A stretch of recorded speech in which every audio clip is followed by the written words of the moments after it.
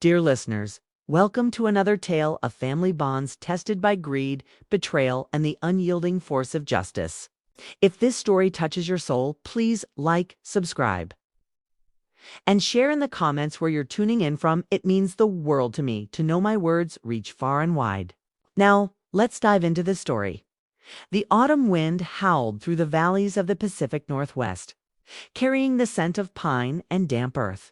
In the heart of Seattle's upscale suburb, nestled among towering evergreens, stood Evergreen Manor, a sprawling estate that I, Eleanor Hayes, had built from the ground up. As a retired tech entrepreneur, I had poured my life savings and ingenuity into this home 25 years ago.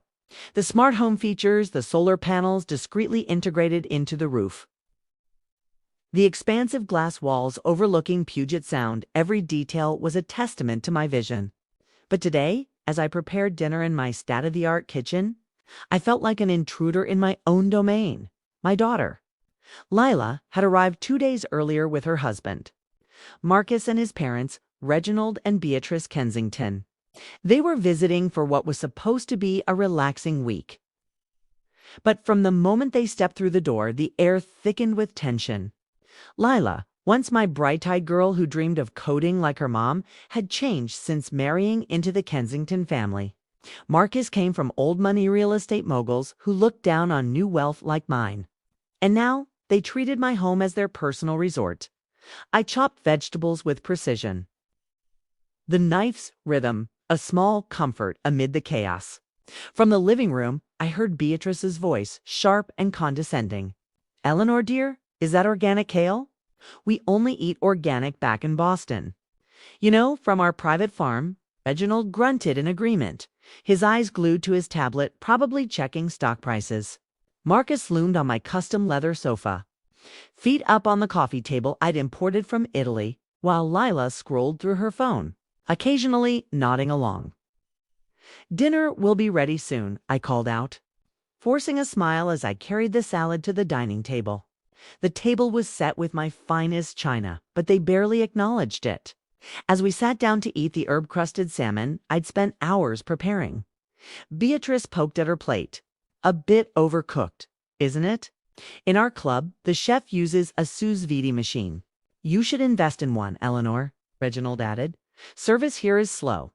At home, we have staff for this." Lila chimed in, her voice sweet but laced with entitlement. "Mom, we're thinking of redoing the backyard. That old garden is so cluttered. We could install an infinity pool and a minimalist zen space. Marcus's firm could handle the design free of charge. Right, honey?" Marcus smirked. "Of course. It's about modernizing. This place has potential, but it's dated." I bit my tongue, the words stinging like salt in a wound. This dated house had funded Lila's education, her wedding, even their honeymoon. I'd never asked for a repayment, but their casual dismissal of my efforts hurt more than I let on. As the evening wore on, they discussed family plans as if I weren't there. Plans that involved using my home as a vacation spot while they contributed ideas but no effort. That night, as I cleared the dishes alone, my phone buzzed. A text from Lila. "Mom, Marcus's parents feel a bit cramped here with you around. We want some private time to discuss investments. Could you stay at a hotel for a few days? We'll cover it. Thanks." The message hit like a thunderclap. My house cramped with me in it. I stared at the screen, the glow illuminating my face in the dim kitchen. Years of sacrifices flashed before me, working 80-hour weeks to build my company, raising Lila single-handedly after her father left, gifting her a down payment on their condo. And now this. I typed back, "Understood." But inside, a fire ignited. I wasn't going to a hotel. No, I had a better plan. I scrolled through my contacts to an old friend, Victoria, a top real estate agent in Seattle. "Vic, remember that offer for Evergreen Manor last month? Is the buyer still interested? I need a quick sale today if possible." Victoria's response was swift. "Eleanor, you're serious? That tech billionaire from Silicon Valley has been hounding me. He wants it for his retreat. Cash deal, no contingencies." "But why now?" "Personal reasons," I replied. "Set up a showing in an hour. As I hung up, I felt a surge of power. They wanted alone time. They'd get it in someone else's house. I tossed aside the dish towel and headed to my study. Pulling out documents, the deed in my name only. Bank statements showing no contributions from Leela or the Kensingtons. And a folder of emails where Lila had begged for loans that were really gifts. An hour later, as the sun dipped low, casting golden hues over the Sound, a sleek black limo pulled up. Out stepped Ethan Hale, the bureau sharp-dressed man in his 50s with a reputation for decisive deals. Victoria trailed behind, clipboard in hand. I greeted them at the door, my voice steady. "Welcome to Evergreen Manor. Let's make this quick." As we toured the grounds, I heard laughter from the patio. Leela and her in-laws toasting with my vintage wine. Ethan admired the architecture. "This is perfect. I'll take it. Full asking price, immediate closing." We signed a preliminary agreement in my study, the ink drying as the laughter outside grew louder. Then I led them to the patio. The scene froze when we appeared. Lila's glass slipped, spilling wine. "Mom, who are these people?" I smiled calmly. "Meet Ethan Hale, the new owner of Evergreen Manor. And you all have 30 minutes to pack and leave." Chaos erupted. Beatrice gasped, "This is outrageous." Reginald blustered about lawyers. Marcus stood dumbfounded. Lila's face twisted in horror. "Mom, what are you doing?" "This is our family home." "Your family home?" I echoed, pulling out the deed. "It's mine. Built with my money, maintained by me. You've contributed nothing but demands." The revelations poured out. The loans they'd claimed to pay but never did. The lies about investments. Ethan watched with amusement, his security detail arriving to assist with eviction. By sunset, they were gone, begging Leela to fix this with her husband. But Marcus, seeing the truth, whispered to his parents, "She's been lying about everything." As the limo drove away, with Ethan now in possession, I transferred the funds to a new account. Freedom tasted sweet. But this was just the beginning. The Kensingtons had secrets I hadn't revealed yet. With the sale complete, I stood on the now empty patio, the echo of their departure lingering like a bad dream. Ethan Hale had graciously allowed me a few hours to gather my personal items before his team moved in. But as I packed, my phone exploded with messages from Leela. "Mom, how could you? We need to talk." Ignored. Then from Marcus, "This is a mistake. Call me." Deleted. The Kensingtons, however, were silent at first. I knew why.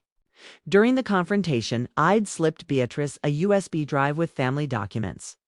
It contained bank records showing Leela had siphoned funds from their trust, claiming it for house improvements that never happened.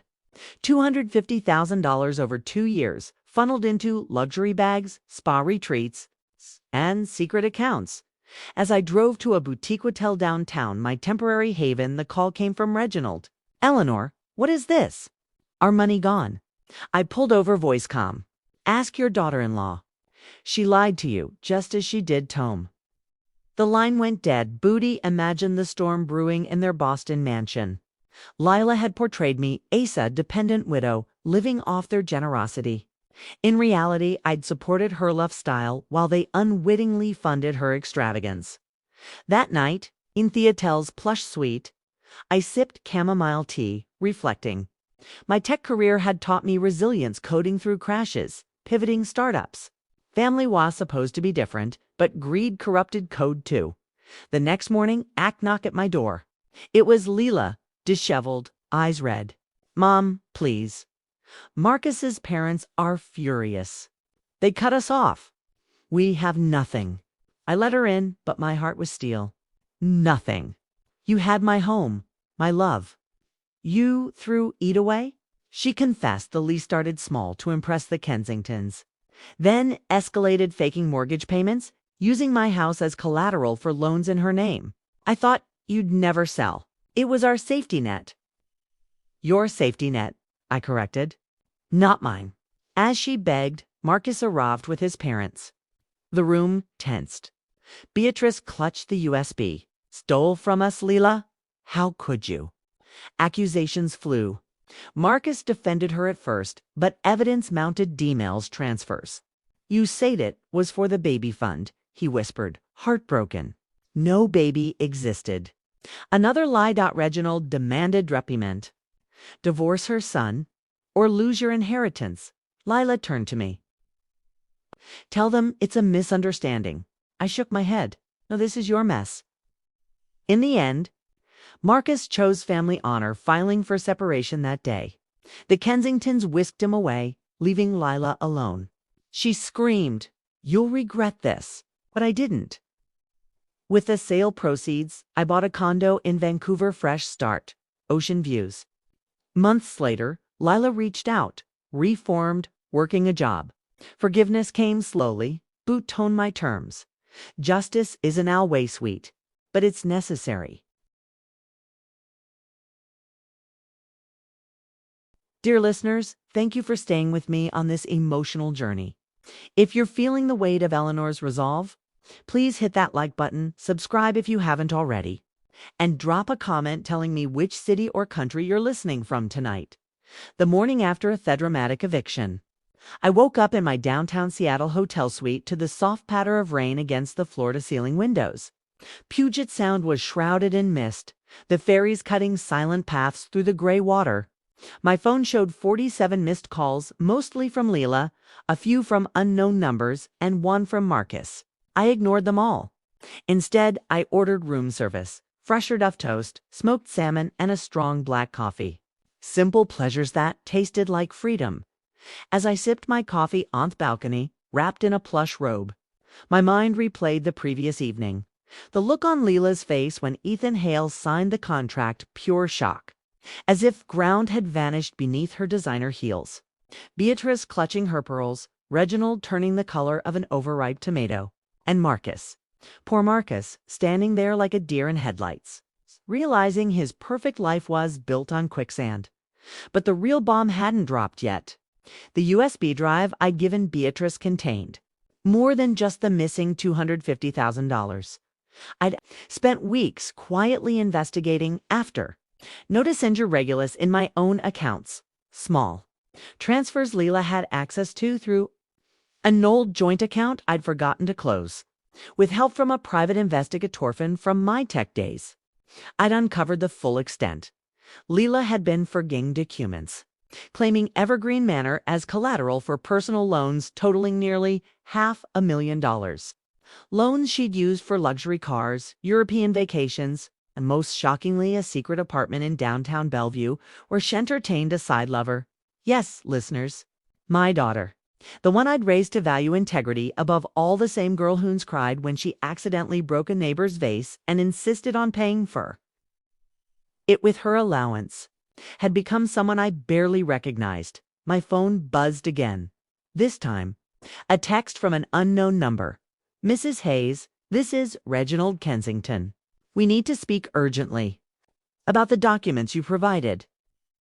I smiled grimly. The storm was hitting Boston now. I replied, "I'm available for a video call in 1 hour." Exactly 60 minutes later, my laptop screen filled with the Kensingtons' stern faces. Reginald sat in what looked like a mahogany-paneled study. Beatrice beside him dabbing her eyes with a monogrammed handkerchief. Marcus was there too, looking like he hadn't slept. "Eleanor," Reginald began, his voice gravelly with barely contained rage. "These bank statements, the transfers to offshore accounts, the apartment lease in Leela's name only." I nodded calmly. "It's all true. I discovered it last month when reviewing my estate planning. Lila had power of attorney from years ago. When I was traveling for work, she best it," Beatrice sobbed. "She told us you were struggling financially, that you needed our help to maintain the house. We sent money every month, $10,000 for upkeep." Marcus spoke up, his voice breaking. "She said the same to me, that her tech inheritance wasted up in trusts, that we had to rely on my family until it released Battelle and our mom. You built a company worth hundreds of millions. You sold it for 9 figures. Why did she lie about everything?" "Because the truth didn't fit the narrative she wanted," I replied softly. "She wanted to appear as the successful one, the one bringing wealth to your family. My success embarrassed her. She called it new money behind my back. Easier to pretend I was the dependent. Reginald slammed his fist on the desk. That girl has stolen nearly $400,000 from us combined. And this affair. Photos from the investigators show her with some personal trainer named Diego. I winced. The photos had been hard to look at. Lila laughing in ways she hadn't laughed with Marcus's in years. Her hand on Diego's arm possessively. Marcus buried his face in his hands. I confronted her last night. She admitted everything. Saji deserved a life beyond what I could provide. That my trust fund was old and boring. Beatrice reached for Herson's hand. We're cutting her off completely. No more access to accounts, no inheritance, nothing. And Marcus, we're supporting whatever you decide guarding the marriage. Marcus looked up ice red. I'm filing for divorce today. I can't. I won't stay with somebody incapable of this level of deception. There was a long silence. Then Reginald cleared his throat. Eleanor, we owe you an apology. We treated you abominably at your home. We believed Lila's stories about you being difficult, demanding. We were wrong. I accepted the apology with grace. Water under the bridge. But understand this. Evergreen Manor is sold. The proceeds are mine alone. Lila gets nothing, not a penny. As the call ended, I felt a strange mix of grief and relief. Grief for the daughter I'd lost somewhere along the way. Relief that the toxic web was finally unraveling. But Lila wasn't done fighting that afternoon. As I walked through Pike Place Market watching fish fly through the air, smelling fresh flowers and roasted coffee, she found me. She appeared suddenly Bezadeth's original Starbucks, looking nothing like the polished woman from yesterday. Hair unbrushed, yesterday's makeup smudged. Wearing sweatpants? Mom, she gasped, grabbing my arm. Please, you have to help me. I gently removed her hand. Help you? After everything. They've frozen Almy accounts. Mark has changed the locks on our condo. I have nowhere to go. You have your Bellevue apartment, I said quietly. With Diego, her face crumpled. That was a mistake. A stupid, selfish mistake. I was unhappy, feeling trapped, unhappy, interrupted. You had every opportunity. The best schools, travel, freedom. I gave you everything, Lila, and you chose lies. Tears streamed down her face, drawing sympathetic looks from passersby. I know I mess it up, but I'm your daughter. You can't just abandon me. The girl who'd once built blanket forts with me, who cried when her goldfish died, who graduated top of her class. Somewhere beneath the designor-factin web of deceit, was she still there? I'm not Abendongu, I said finally, but I'm not rescuing you either. You need toe-face consequences. Get a job. Pay back what you stole. Live with your choices. I walked away, leaving her standing in the rain that had started to fall. That night, back in Miss White, Victoria called. Ethan Hale wants to back out of the sale. Says he felt the negative energy during the confrontation and doesn't want Dramata to the property. My heart leaped. Is that possible? Legally. Tricky, but since closing hasn't finalized and he paid only a deposit, we can negotiate. He actually suggested returning the deposit plus a penalty if Yao keep the house. I laughed a real deep law. Fate, it seemed, had other plans. The next morning, I met Ethan at a waterfront cafe. He was surprisingly understanding. I build empires on reading people, Eleanor. You weren't selling because you want to. You were doing it to make a point. I respect that. But this house, it's Sire Soul. Keep it. We tore up the contract over lattes. He even waived the penalty, calling it payment for the best entertainment I've had in years. Evergreen Manor was mini again, but the story wasn't over. Lila's rock bottom was coming faster than anyone expected. 2 weeks after the confrontation, Seattle was deep into its rainy season. The evergreens dripped constantly. The sound, a soothing white noise as I worked from my home office at Evergreen Manor. I decided to stay. The house felt cleansed, somehow the toxic energy. exercised along with the people who'd brought it. Victoria had returned my deposit from Ethan. And life settled into a peaceful rhythm. Mornings walking waterfront trails, afternoons consulting for tech startups. I couldn't fully retire. My mind needed challenges. Evenings with a glass of wine on deck, watching the lights of Seattle twinkle across the water. Then the call came from an unknown number. Mrs. Hayes. This is Officer Ramirez with Seattle PD. We have your daughter Lila Kensington in custody. My blood ran cold. What happened? Public intoxication and assault. She attacked her companion, a Mr. Diego Morales, at a bar in Belltown. He's pressing charges. She's asking for you to post bail. I sat down heavily. How much? $5,000. I drove downtown through sheets of rain, the wiper struggling to keep up. The precinct smelled of stale coffee and despair. Lila sat in a holding cell wearing an orange jumpsuit. Mascara tracks down her cheeks, hair matted. Mom, she whispered when she saw me, rushing to the bars. Thank you for coming. I didn't smile. I'm here to hear your side, not automatically rescue you. Through tears, she told story. Diego had dumped her after Marcus cut off her credit cards. She'd been living in the Bellevue apartment, maxing out remaining cards, drinking heavily. Last night, she'd confronted Diego at his new girlfriend's bar. Things escalated, and she'd thrown a glass at him. I hit rock bottom, Mom, she sobbed. I see it now. Everything you said was true. The officer explained charges. Assault could mean jail time, especially with Diego's injuries, acute, requiring stitches. Bail was set, but there were conditions. I paid it not out of blind love, but because I believed in second chances earned through growth, but I laid down rules. You're coming homito Evergreen Manor, but on probation terms. You get the guest room in the basement, no access to the main house without permission. You attend daily meetings. You get a job-any job. You start therapy. And you begin repaying what you stole, even if it's $50 a month. Okay. Leela nodded fervently. Anything? I'll do anything. The first month, Washel. She raged when I locked its wine cellar. She cried when her designer clothes were packed away. You need practical clothes for work, not couture. She throttles when I drove her to job interviews, retail positions. Coffee shops, anything entry level. But slowly, Kreksov's real Leela began to show. The day she got hired at a local bookstore, she came home beaming despite the minimum wage.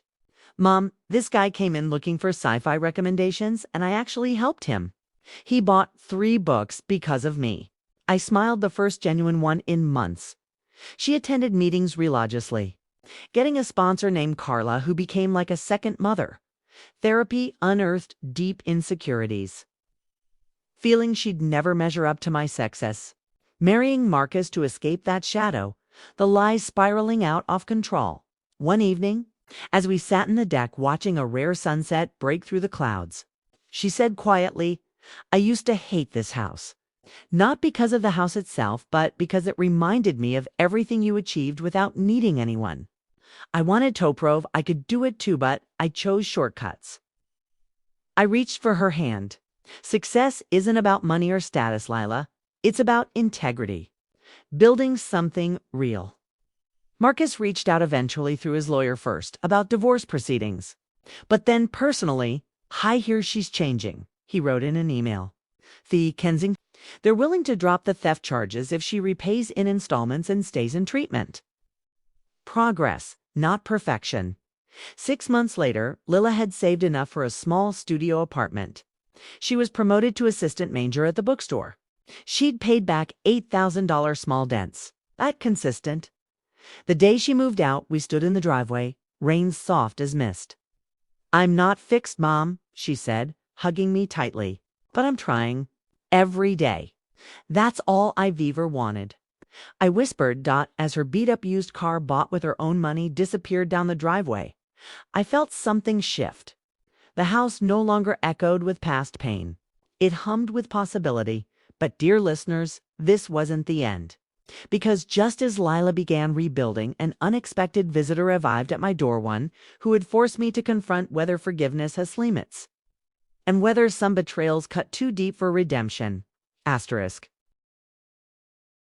Dear listeners, we're now halfway through this powerful story of betrayal, boundaries, and rebirth. If Eleanor's journey is speaking to you, please show some love. Hit that like button, subscribe for more, and tell me in the comments which city or country you're listening from tonight. Your messages truly warm my heart. 9 months had passed since Leela moved into her small studio apartment. Evergreen Manor had never felt more like home.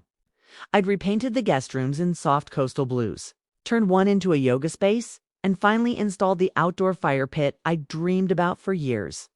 The house was no longer a stage for family drama, it was my sanctuary, filled with the quiet hum of a life lived on my own terms.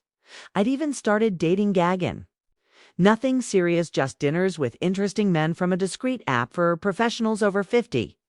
One of them, Dr. Nathan Cole, a widowed cardiologist with kind eyes and a dry sense of humor, had become a regular companion. We'd hike Discovery Park on weekends, share bottles of Pinot Noir on me deck, and talk about everything from quantum physics to our favorite tech-tilled cereals. For the first time in decades, I felt light. Then, on a crisp October morning in 2025, the doorbell rang. I opened it, expecting a Delavere, perhaps the new Italian leather armchair I'd ordered. Instead, standing on my porch beneath the dripping cedars, 'twas a woman I hadn't seen in 28 years. Claire Hayes, my ex-husband's second wife. The woman he'd left me for when Lila was only 7. The woman who had raised my daughter half the time during those bitter custody years. The woman whose very name used to make my chest tighten with rage. She looked older. Off-course silver threading through her once jet black hair. Lines etched around her eyes, but still elegant in a camel coat and pearl earrings. In her gloved hands, she held a small manila envelope. "Eleanor," she said softly, her voice carrying that faint southern lilt I remembered. "May I come in?"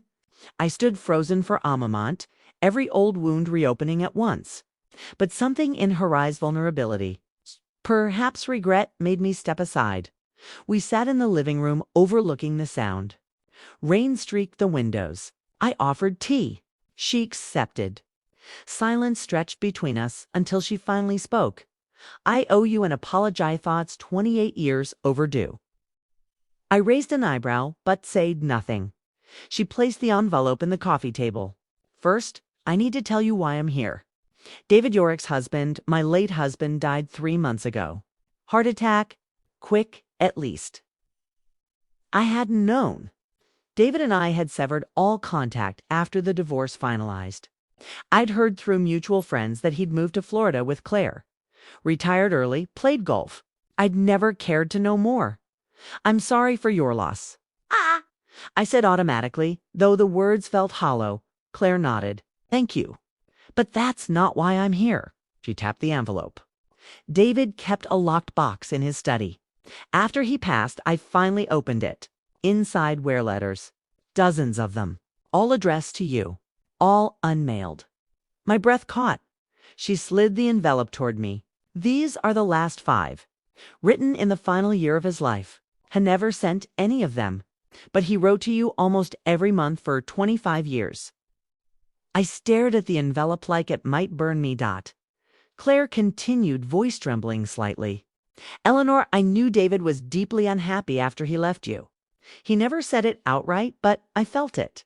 He regretted the affair, the divorce, the way he abandoned Lila. He used to say, 'I traded a queen for a pawn and spent the rest of my life trying to get the queen back.' But the board was already broken." I laughed bitterly. "Hey, Head, a funny way of showing regret. New life, new daughter with you." Claire flinched. "Whenever had children, I couldn't. He loved me in his way, but it wasn't.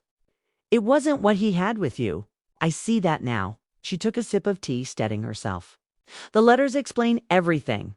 How he panicked at turning 30, how our affair was a midlife crisis that destroyed the best thing he ever had. How he watched from afar as you built your company, raised little Aloni, became this incredible force. He was proud of you both and ashamed of himself. I didn't touch the envelope. Why bring them now? Because Lila read it out to me. Advised me? Lila and Claire had never been close. Claire had always been the stepmother, polite but distant. She called me last month, Claire went on, told me everything that happened here. The lies, the theft, the eviction drama. She said she's been in therapy, working on herself, trying to understand why she became someone capable of such deception. And one thing kept coming up, her father's abandonment. How she internalized that people who love you will eventually leave. So she pushed them away, first controlled the narrative before they could hurt her. I closed my eyes. The pieces clicked. Claire leaned forward. Lila asked me to help her understand David, to fill in the gaps you couldn't. Because you were protecting her from the worst of him. I told her about Fellators. She cried for an hour. Then she asked me to bring them to you, she thinks. She thinks if you read them, you might find a way to forgive him.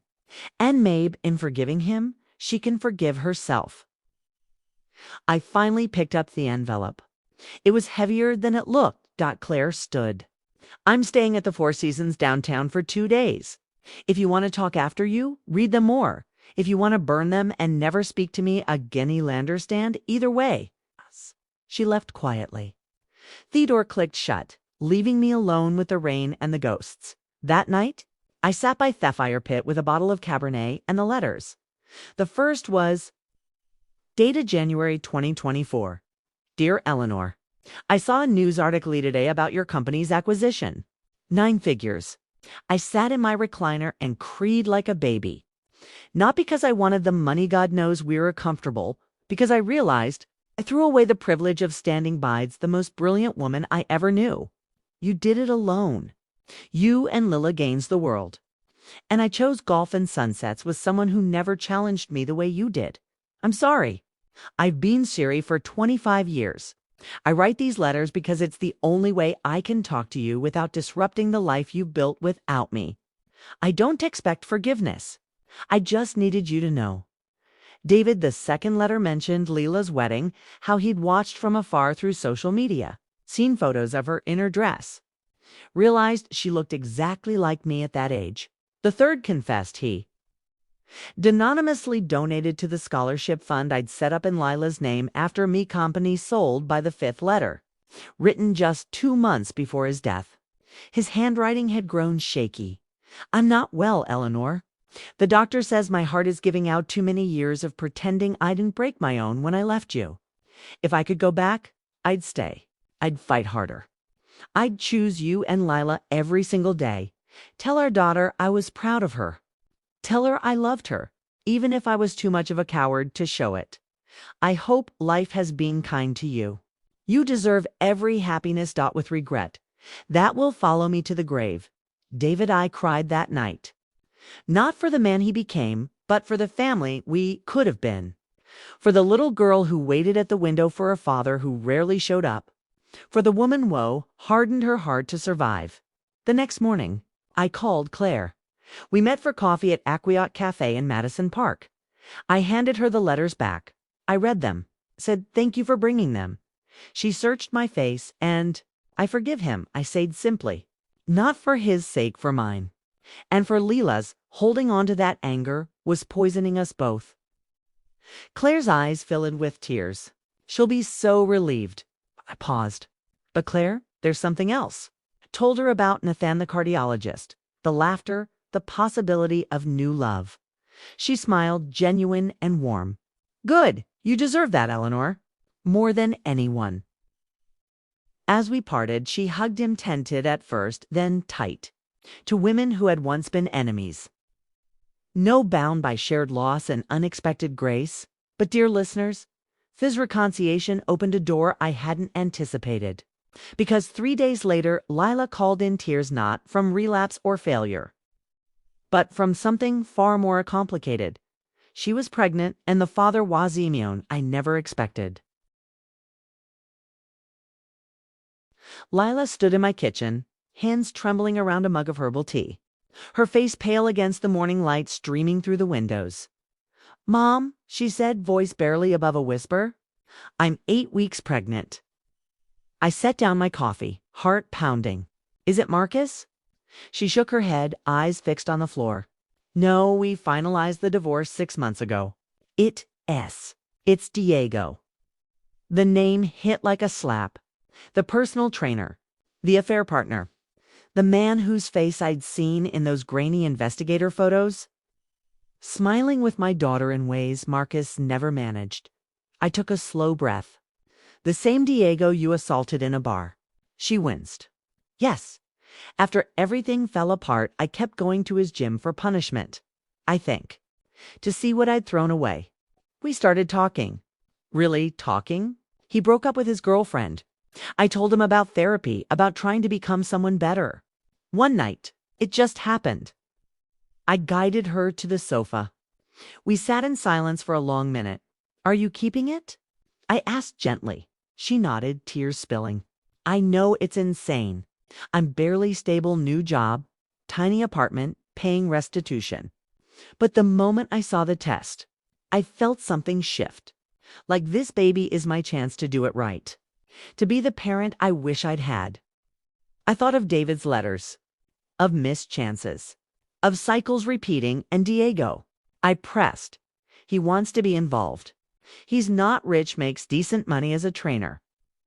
Has his own baggage from a rough childhood, but he's kind, stable. He's been coming to Al-Anon meetings with me.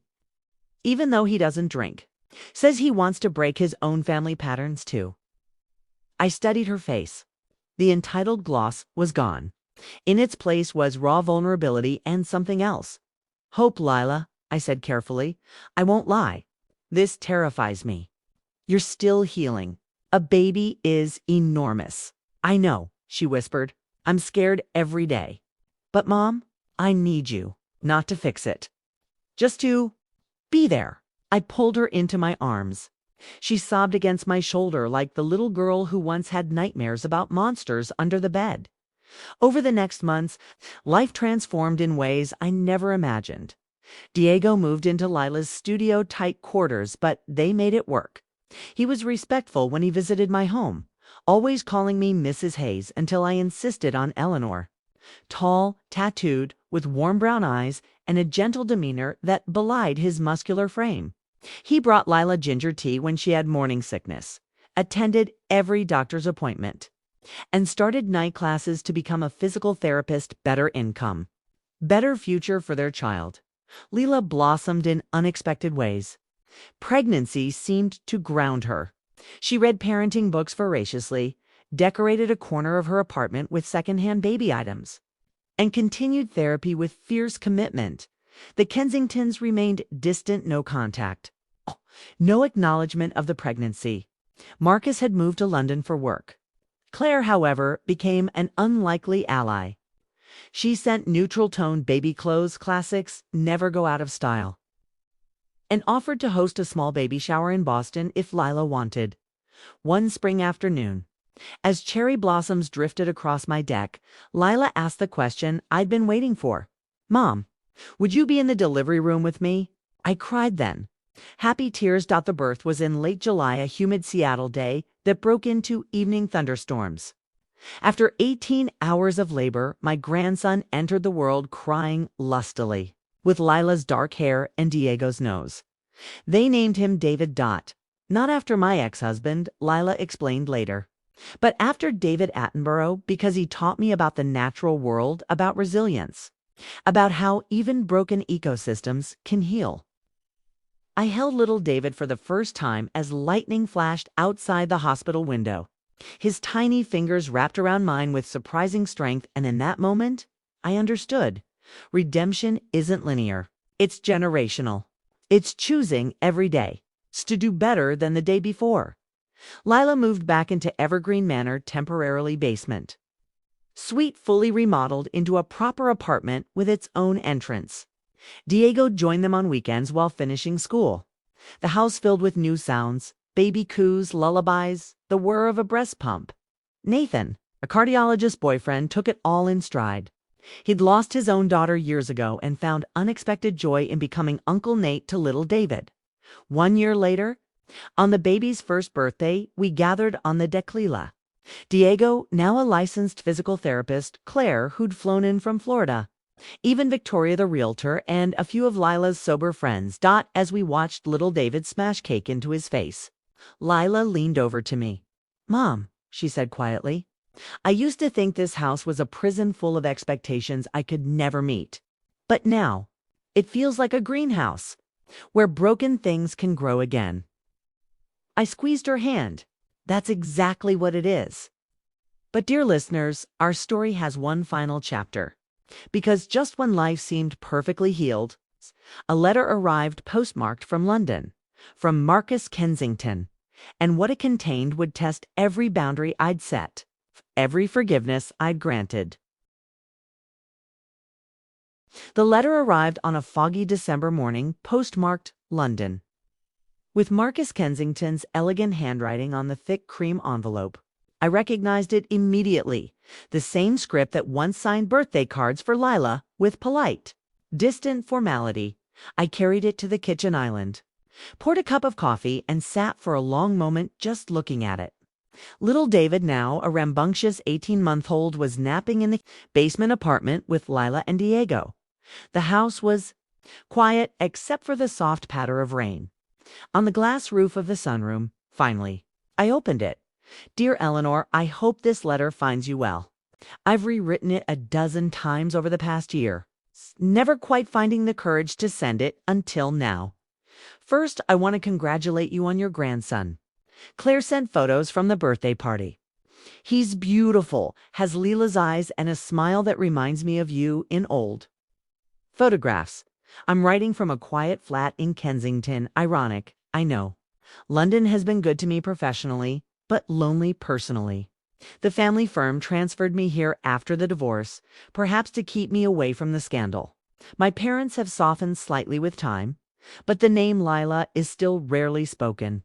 I've spent countless hours in therapy here, unpacking why I stayed blind for so long, why I allowed myself to be used, why I participated in the humiliation of a woman who had done nothing but welcome us into her home. The truth is ugly. I was raised to value appearance over substance, status over character. When Lila offered me a shortcut to the life I thought I wanted, I took it without question. But the hardest truth is this: I never stopped loving her. Not the version she presented, but the girl I met in college, the brilliant, funny, ambitious woman who could light up a room before greed dimmed her light.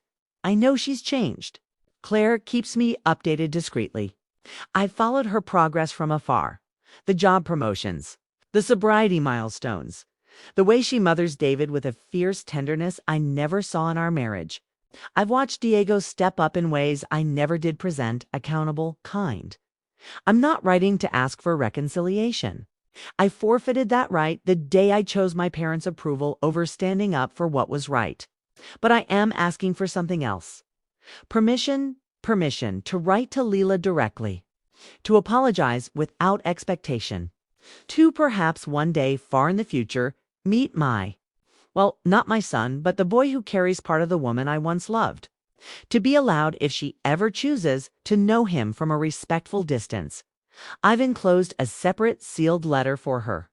If you feel she's not ready, burn it. If you think it would cause harm, destroy it. I trust your judgment completely. Whatever you decide, please know this: I am profoundly sorry for the pain I helped inflict on you. You deserved better from all of us. With deepest respect and regret, Marcus. I sat with the letter for hours. Read it again and again. The sealed envelope for Lila lay beside it like a live wire. That evening, after little David's bedtime, I invited Lila upstairs. Diego was at a late client session. We sat by the fire pit under the covered deck, wrapped in blankets against the December chill. Watching the lights of Seattle shimmer across the water, I handed her both letters without explanation. She read Marcus's first, face unreadable. When she opened the sealed one addressed to her, tears began to fall silently. "Dear Lila, there aren't words adequate for the harm I caused by my silence and complicity. I should have protected you from yourself, from the toxic patterns we both brought into our marriage. Instead, I enabled them. I've learned in therapy that love without courage is just performance. I performed the role of husband perfectly while failing at its substance. Watching you rebuild your life from afar has been both painful and inspiring. You are becoming the woman I always knew you could be, the one who existed before we lost ourselves in money and pretense. I will never ask you to forgive me, but if you ever want to talk to tell me exactly how much I hurt you, I'm here. No expectations, no agenda. And if someday you decide your son should know the man who once loved his mother deeply, though imperfectly, I would be honored to meet him. On whatever terms you set, I'm proud of you, Leela, truly. Marcus. Leela folded the letter carefully, hands shaking. He's different, she whispered. The old Marcus would never have written this. Never admitted weakness. I nodded. People can change. The question is whether we allow them back into our lives after they do. She stared into the fire. Part of me wants to burn it, to keep my peace.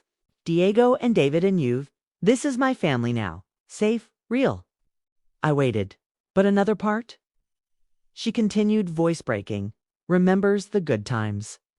Before everything went wrong, the boy who stayed up all night helping me study for finals, who proposed under the northern lights in Iceland because he knew I'd always dreamed of seeing them. She looked at me, eyes pleading. What would you do, Mom? I thought of David's unsent letters, of Claire's unexpected grace, of my own heart, once hardened, now open to Nathan's gentle love. I'd write back, I said finally. Not to reopen old wounds, but to close them properly. One honest conversation, boundaries clearly stated, and then decide from there. Leela nodded slowly. With you there? If it happens? Always. 3 months later, on a mild March afternoon in 2026. Marcus flew into Seattle. We met at a neutral location, a quiet cafe in Madison Park with views of Lake Washington. Diego stayed home with little David, respecting whatever outcome Leela needed. Marcus looked different, too, thinner. Hair longer, the preppy polish replaced by something more authentic. Jeans and a wool sweater, instead of bespoke suits. The conversation lasted 3 hours. There were tears, accusations, apologies, raw and specific. Not generic. Lila told him exactly how his silence had enabled her worst impulses. Marcus admitted he'd been terrified of losing his family's approval. More than losing her, but there was also understanding not. Reconciliation, they both agreed. The marriage was over forever, but healing, before he left. Marcus asked to see a photo of little David. Lila showed him one on her phone, the toddler laughing in a pile of autumn leaves. He's perfect, Marcus whispered, eyes wet. Thank you for letting me see him. As we walked him to his rental car, he paused. Eleanor, he said, I used to think success was about inheritance and legacy. But watching you, how you protected your boundaries, how you allowed growth without sacrificing self-respect, you've shown me what real strength looks like. I accepted the compliment with a nod. Marcus flew back to London the next day. He and Lila now exchange occasional emails, polite, careful, about books they're reading or milestones in their separate lives. He sends birthday gifts for little David. Beautiful children's books from independent London shops. Always with a note saying, from a friend of your mother's. No pressure. No expectation. Just the gentle possibility of connection earned through time and consistent respect.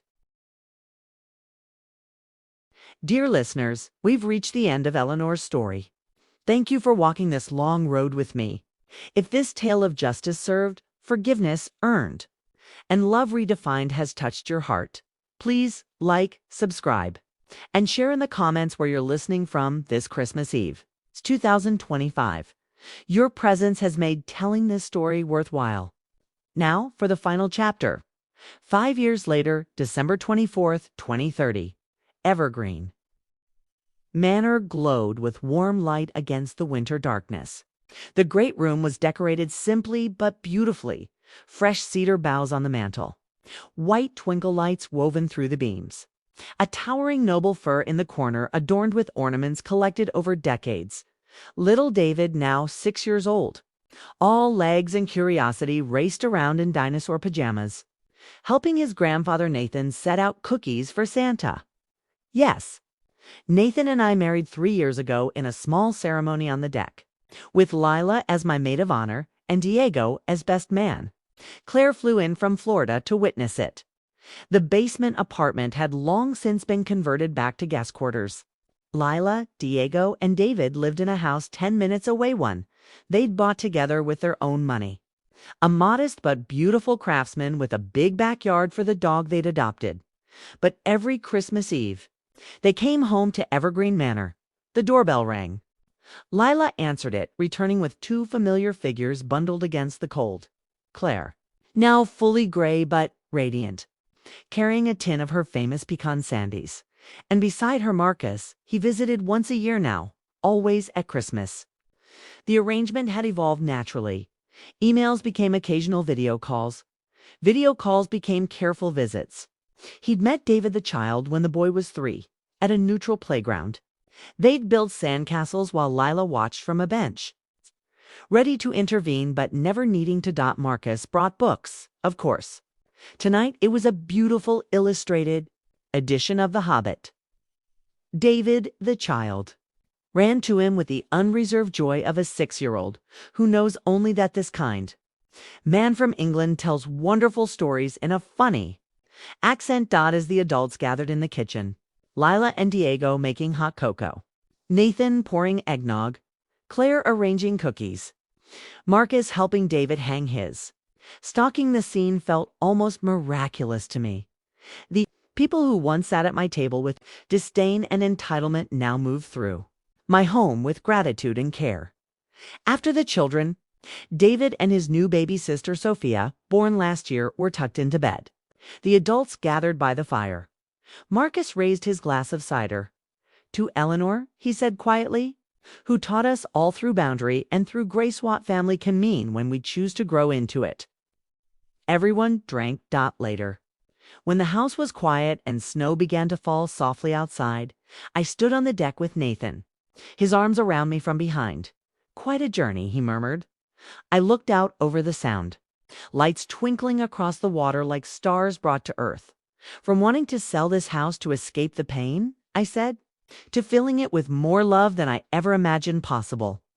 Nathan kissed my temple. You built more than a tech empire, love. You've built a legacy of healing. Inside, I could hear Leela reading The Hobbit to the children in her old childhood bedroom, doing the troll voices exactly as I once did for her. Marcus's voice joined in occasionally, offering a different accent for Gollum that made the kids giggle. Claire laughed in the kitchen with Diego about some shared recipe disaster. The house hummed with hard-won, authentic life. Evergreen Manor had survived betrayal, lies, and near destruction. But more importantly, it had become what I always intended, not a monument to wealth or status, but a home where broken things could be mended, where new growth could spring from old wounds. A true evergreen. As the clock struck midnight and Christmas Day began, I whispered into the night, thank you for the lessons. Thank you for the love that came after. Somewhere, I like to think David, my first David, was watching, finally at peace. Dear listeners, this is where Eleanor's story ends, not with revenge fulfilled, but with grace triumphant, because sometimes the greatest justice isn't making others suffer for their wrongs. It's refusing to let their wrongs define your future. It's choosing, every day, to build something beautiful anyway. Thank you for listening. From my heart to yours, Merry Christmas, Happy Holidays. And may your new year be filled with the courage to set boundaries and the wisdom to know when to open your door again, with love and respect. Your storyteller.